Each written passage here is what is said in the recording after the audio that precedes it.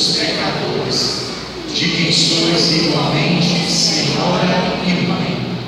Vós que não desprezais as súplicas humanas, e nem a elas fechais o vosso coração compassivo e misericordioso.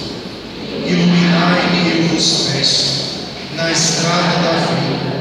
Encorajai-me e encaminhai os meus passos e as minhas orações para o verdadeiro bem. Livrai-me de todos os perigos a que está exposta a minha fraqueza. Defendei-me de meus inimigos, como defendestes o vosso amado Filho das perseguições que sofreu sendo menino.